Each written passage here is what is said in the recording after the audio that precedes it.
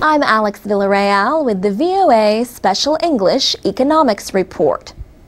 Few people had ever heard of the natural elements known as rare earth metals before a recent dispute between China and Japan. Yet these metals are used in devices like smartphones, flat-screen televisions, hybrid car batteries, MP3 players, and military equipment. In September, Japan detained a Chinese ship captain near disputed islands in the East China Sea.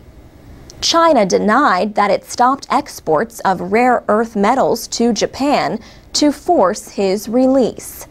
But the incident raised concerns. Japan is the world's biggest importer of rare earth metals, and China produces 97% of the world's supply. China says it sold almost $4 billion worth in 2008. But marketing professor George Haley at the University of New Haven in Connecticut says China has always kept prices low. He says, so unlike other minerals, the price of rare earth elements has actually fallen. Some countries with rare earth metals no longer mine them, including the United States. One reason is the low-cost imports from China. Another reason is concern about environmental damage.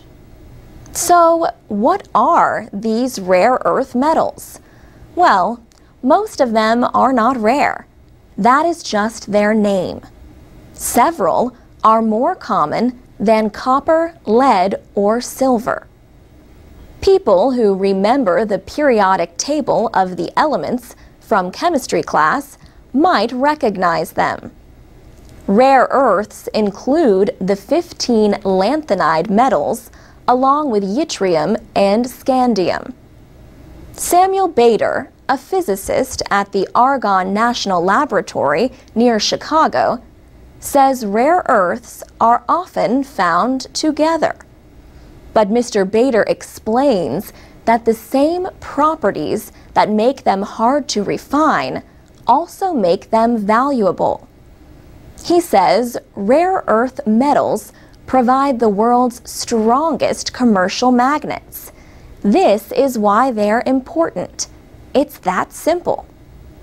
Rare earth magnets are lightweight and unaffected by conditions like high temperatures. So they work well in places like electric motors in hybrid vehicles or generators for wind turbines. Physicists use super powerful magnets to speed particles and control radiation, like X-rays. George Haley says they are found in electronics, fiber optics, and other products. They are important not just for the economic success of the United States, but for defense and job creation at home. Next week, we'll talk more about rare earth metals and an American company that plans to start mining them again. For VOA Special English, I'm Alex Villarreal.